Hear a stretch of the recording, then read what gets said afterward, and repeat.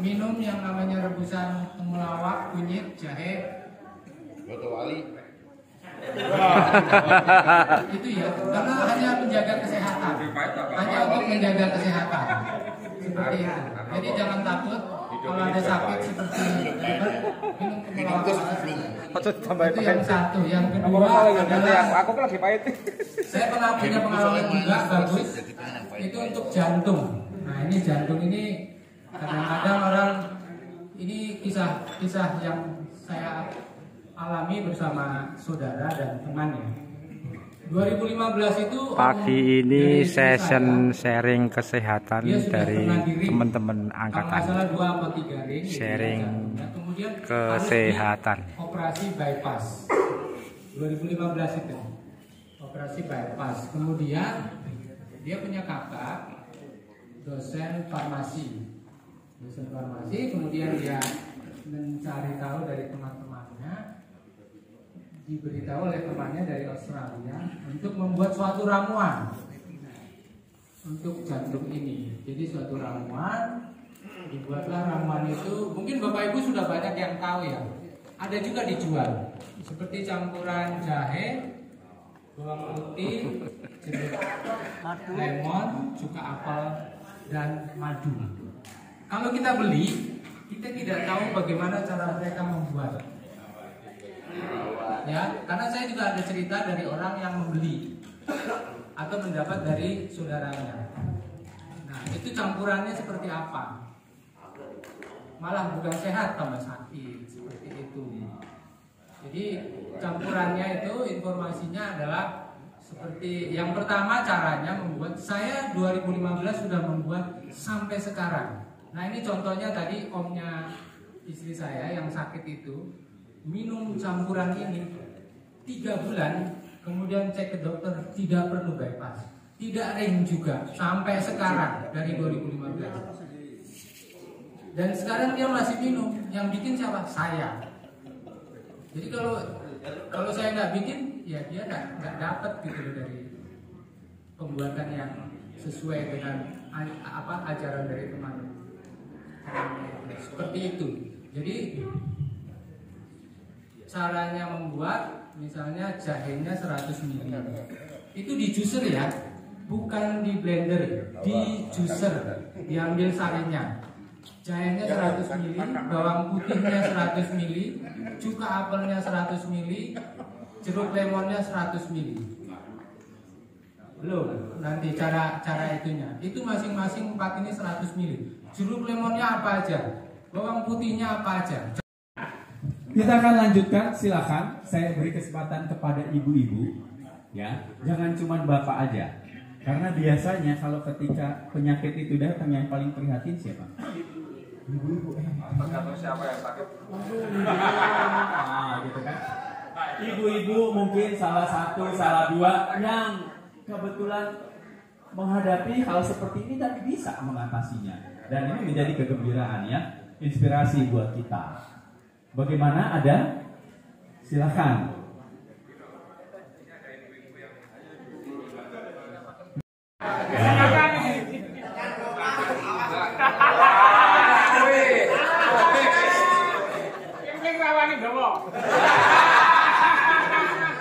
Monggo Mbak. Bebas. Bebas. Ini sesi tanya jawab dulu atau saya cek? Ya, nah, lu belum ngomong udah nanya.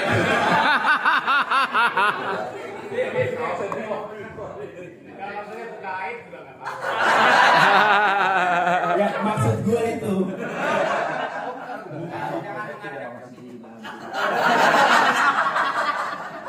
Atau Arji yang ada di sana. Mergo seminari dia. Olahraga. Jadi tiap hari hobinya main badminton waktu itu. Session sharing istrinya Mas Ardi KPA 87 Yogyakarta. Bapak Ibu mungkin Mas Ardi juga pernah cerita untuk beberapa orang, tapi saya nggak tahu semuanya diceritain apa enggak. Dia umur 42 tahun itu sudah pernah menerima minyak suci. habis main badminton ceritanya. Pulang-pulang mukanya pucat banget gitu, tiduran di kursi depan. Saya tanya, kenapa gitu? Saya tanya, mukanya nggak apa-apa ya Pak ya? Ya, saya keluar lagi.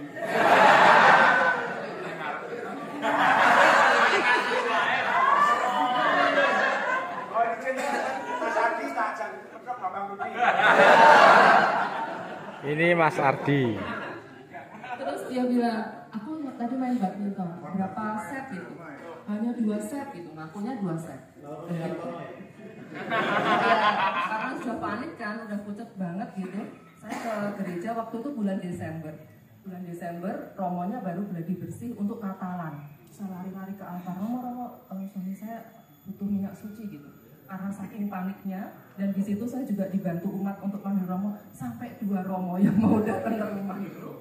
Singkat cerita dia di minyak suci, ya di minyak suci, habis minyak suci mukanya pelan-pelan merah. Ya ternyata oh dia ini apa namanya Tuhan masih kasih kececet. Ya.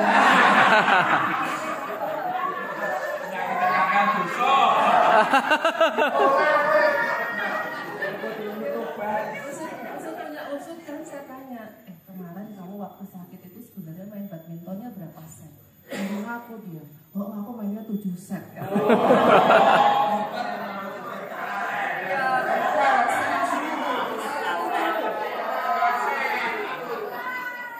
harus jujur ya Bapak Ibu ya. Kalau saya nggak boleh jujur.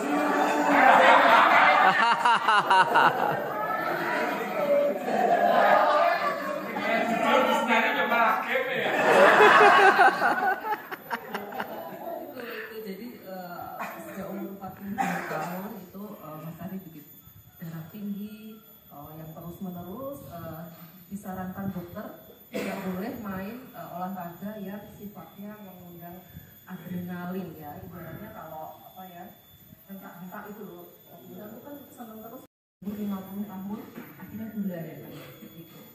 Nah beberapa kali kita ya alternatif gitu lah Pak. Terakhir mungkin Bapak Ibu yang tinggal di Jakarta ini juga tidak asing, kita melakukan terapi stem cell. Bapak Ibu pernah dengar ya stem cell, beberapa kali kita coba ke sana ya. Kita nggak promosi, saya bukan marketing stem cell, tapi dengan terapi stem cell puji Tuhan gulanya membaik. Karena ya kalau gula itu kan mother of disease ya. Tapi zaman sekarang ya Bapak Ibu nggak perlu khawatir. Mungkin terapi stem cell itu menjadi salah satu harapan buat Bapak Ibu untuk menormalkan gula darah. Ya buktinya dia sekarang bahagia kan.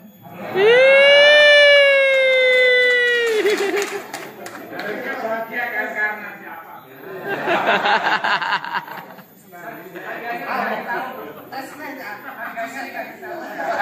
Oh ya, stem cell itu macam-macam Bapak Ibu ya. Ada yang bilang suntik stem cell juga ada Pak. Sekali suntik itu macam-macam, ada yang 2 juta, ada yang macam-macam. Kalau ya yang 450 itu macam-macam.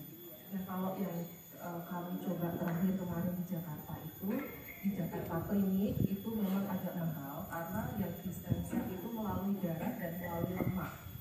Jadi lemak dan darah itu lemaknya Mas Ari diambil, diproses segala macam, pokoknya itu menghabiskan kurang lebih banyak sekali ya, kurang lebih harganya 1 mobil Pajero Pak. Tapi itu sih pengeluaran yang bertahap, nggak sekali. Selamat kowe bro, kesehatanmu sak Pajero lho bro, sak Pajero bro.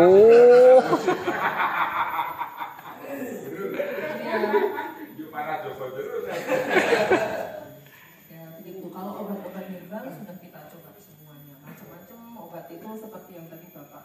Ini kita juga minum subsidi sampai sekarang, sampai detik ini juga herbal-herbal kita konsumsi terus-menerus.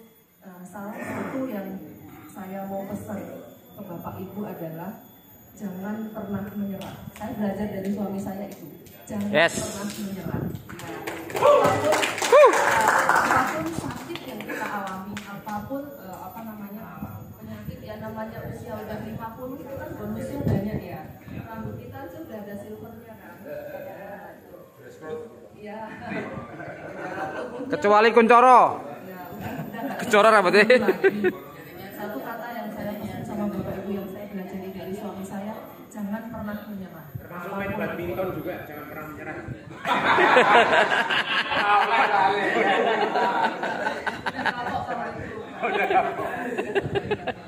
Karena olahraganya sehat-sehat ya, jalan-jalan menyiram-nyiram tanaman. Oh ya, satu lagi itu sharing dari saya. Baik, pesannya jelas, terima kasih ya. Baik, jadi Gloria Dei Homo Vivens, dan itu spektrumnya untuk Vivens itu besar sekali. Kalau kita mau mendengarkan juga berbagi pengalaman, saya cuma mau bicara sama Ardi, nikmat Tuhanmu yang mana yang kau dustakan? Sebentar saja, Bapak Ibu sekalian. Jadi banyak yang salah persepsi. Saya sudah operasi jantung. Operasi itu sudah dibelah di sini. Nanti kalau mau di kamar boleh.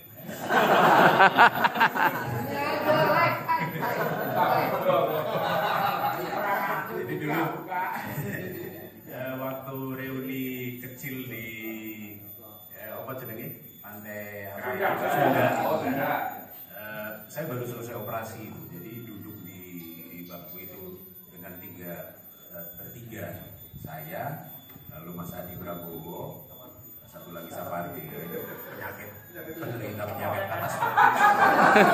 Sapardi stroke, lalu Mas Adi waktu itu artritis, saya baru operasi jantung.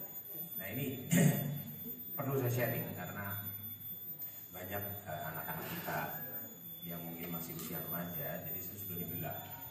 Tapi saya tidak ada masalah dengan penyumbatan. Jadi tidak ada masalah dengan kolesterol,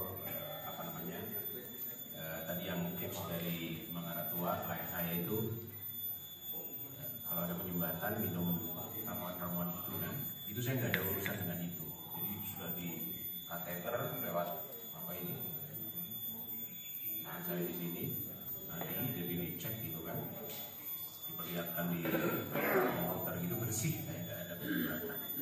Tapi masalah saya ada di katup. Ya, jadi saya bukan rontok tadi. Katup saya nggak pasang ring dan nggak perlu operasi bypass. Tapi operasi saya lebih tinggi resikonya daripada bypass. Kalau di perusahaan asuransi itu operasi saya itu paling atas, valve, operasi katup. Nah, apa penyebabnya? Kata dokter kemungkinannya dua. Waktu dalam kandungan perkembangan tidak bagus atau kena benturan atau apa. Nah, kalau saya kasusnya adalah karena saya sering melakukan aktivitas ekstrim waktu remaja. Iya, saya tahu deh.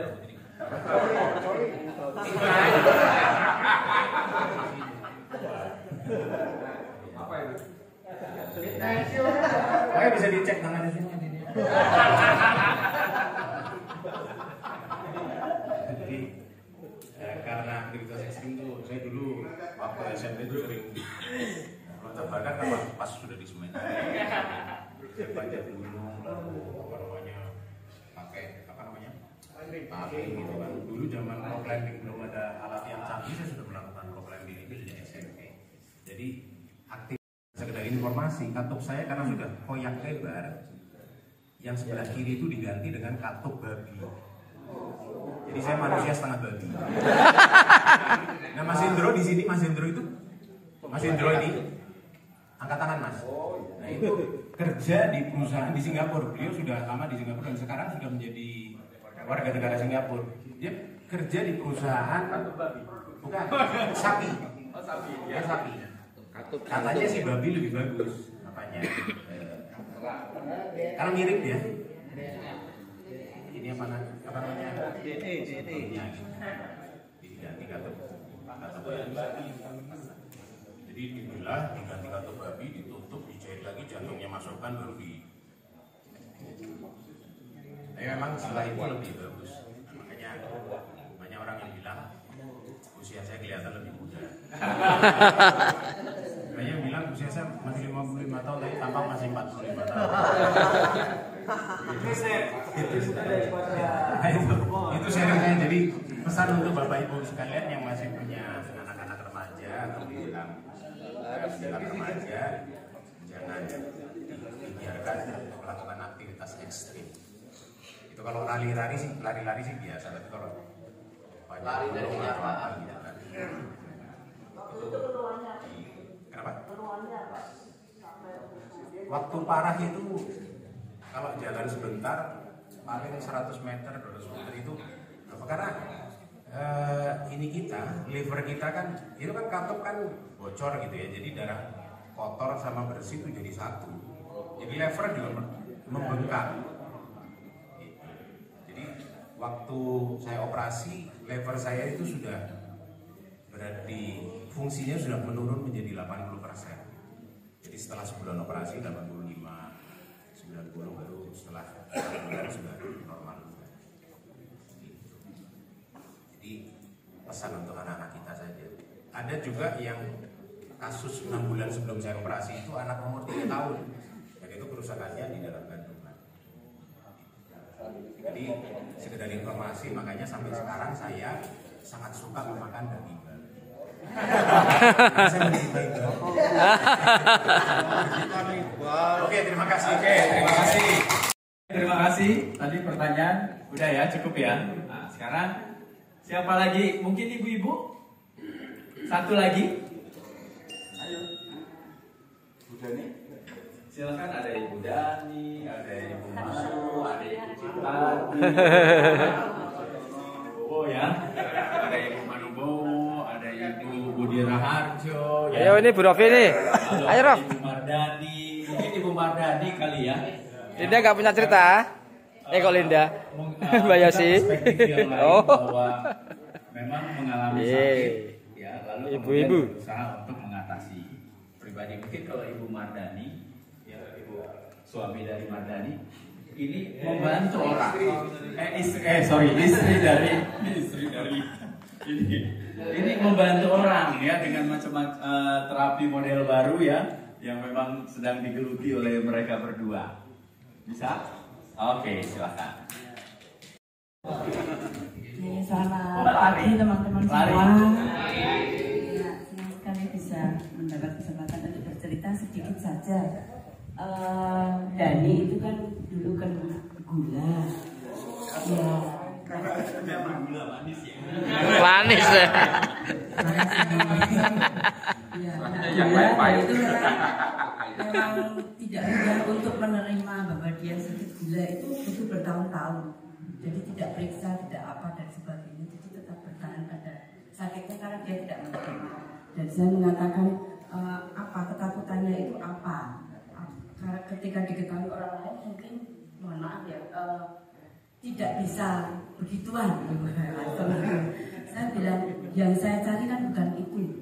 Artinya ketika orang lain tahu bahwa kamu gula dan tidak bisa melakukan hal yang memang itu diinginkan, atau yang orang lain melihat itu memang hal penting, saya bilang itu bukan menjadi tujuan utama saya. Sehingga ketika kamu tidak bisa melakukan itu pun itu bukan alasan saya untuk apa meninggalkan, atau alasan saya untuk apapun itu tidak.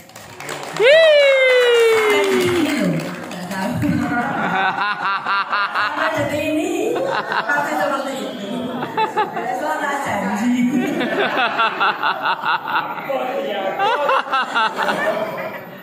Aduh. Begitu lalu apa mau nggak mau kan kemudian lalu periksa waktu itu COVID dan mau nggak mau kan harus ikut di rumah sakit. Ya udah dapat obat sakresek dan sebagainya. Setelah itu dia takut kalau rumah sakit terus ini kayaknya juga nanti mungkin ke depan jantung sama ginjalnya bisa kena. Ya udah cari alternatif yang lain dan sebagainya. Terus sampai ke Kulon Progo 6 bulan itu kebetulan itu teman juga balur, terapi balur.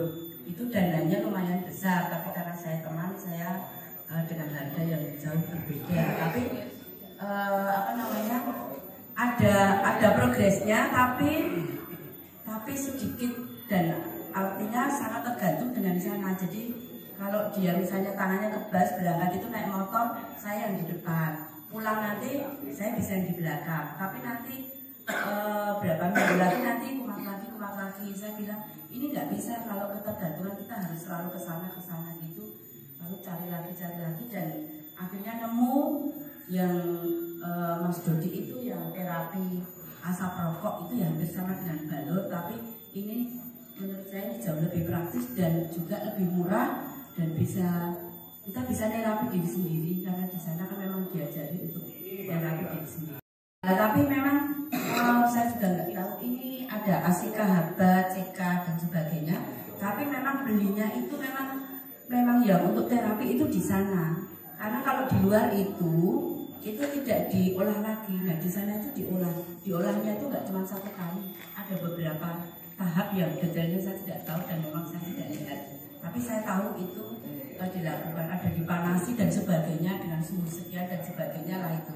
Nah kalau yang di umum itu hanya langsung dari pabrik lalu dirokok biasa ya. Kalau untuk rokok biasa nggak apa-apa, tapi kalau untuk terapi memang kita hanya pakai yang dari sana atau beli yang bisa ke sana langsung atau dari terapisnya.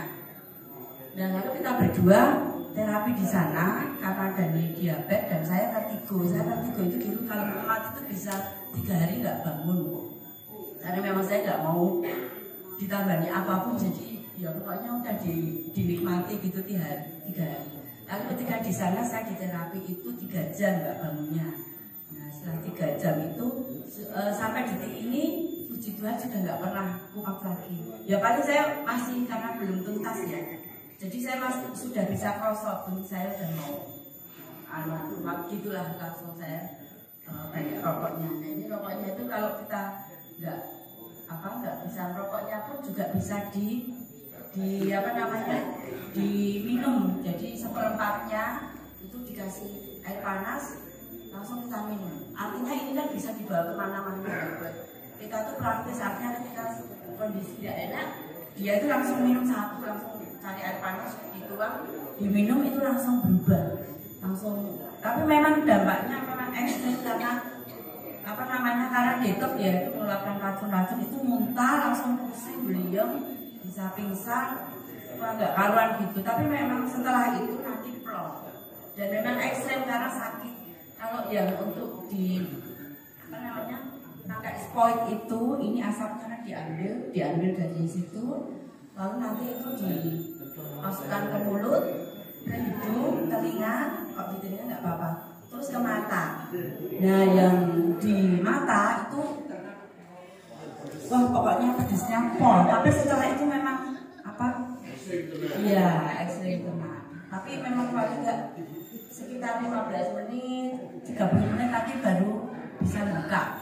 Tapi ya yang di sana itu yang terapi di sana itu sudah tahu makanya sakit perih, tapi mereka tetap kembali karena sudah tahu.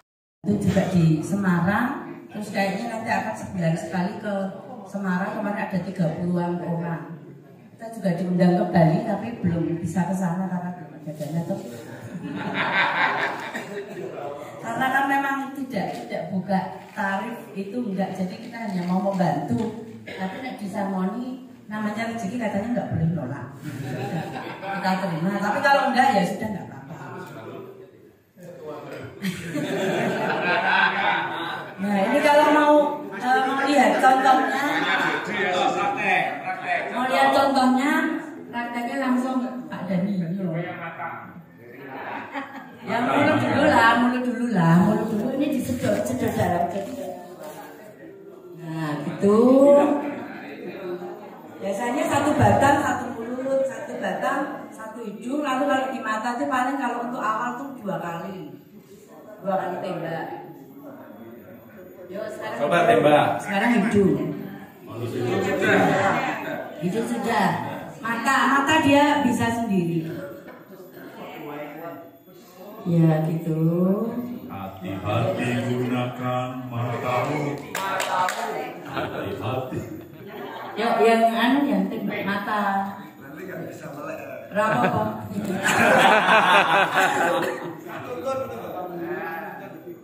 Nah ini juga yang dimasukkan ke kulit, ke pori-pori itu sakitnya yang mana? Itu yang paling gampang. Jadi semua pasien itu memang diajari dan beli alatnya ini cuma 25.000. Lalu nanti di rumah itu bisa saling menerapi suami istri gitu, bisa lebih harmonis. Iya, lebih harmonis. Kalau Romo nanti bisa dengan teman Romonya. Temannya Romo ya, Romo loh, temannya Romo.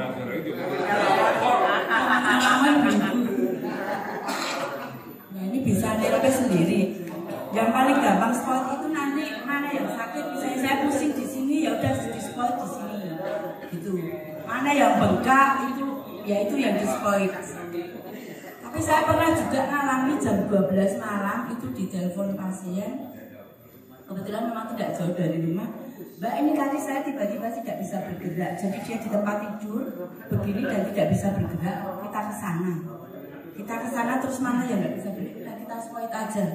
Terus ada benjolan-benjolan yang itu mendadak ada, kita spoit aja. Saya nggak pakai ilmu apa, saya juga nggak bisa. Pokoknya cuma saya udah bisanya nyepoint itu ya kita lakukan. Akhirnya dia bisa kembali bergerak. Apa penyakit apa saya juga nggak tahu. Intinya yang kita lakukan hanya ini caranya yang bisa kita lakukan, dan masalah penyembuhan, masalah progresnya masing-masing seperti apa itu tergantung dosanya dan kita nggak bisa menjanjikan. Kadang kita juga ada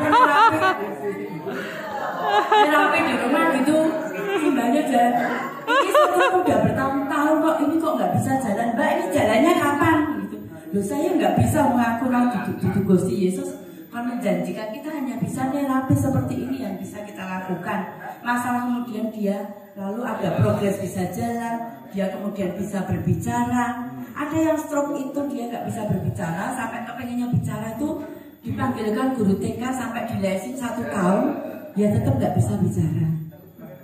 Saking kepengennya itu dipanggilin guru TK waktu itu. Nah, seperti itu. Nah, kalau kerjanya sendiri berapa lama? Bulannya terus kemudian turun? Dia nggak pernah ngecek. Setelah itu dia nggak pernah ngecek, tapi saya bisa merasakan dan dia juga bisa merasakan. Kalau gulanya tinggi itu kan terus ngamuk terus. Jadi sejak saya pernikahan, sejak awal itu yang bagian ngamuk itu adalah saya, dan itu adalah hak saya kan.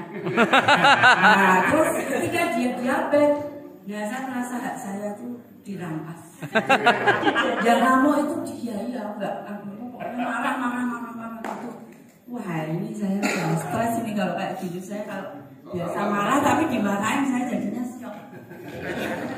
Mas Dani, silakan Mas. Itu rokoknya isinya apa? Ya. Apa? Ya, isinya ini ya rempah-rempah semuanya. Ada bisa dibaca masing-masing nanti. Masing-masing ada.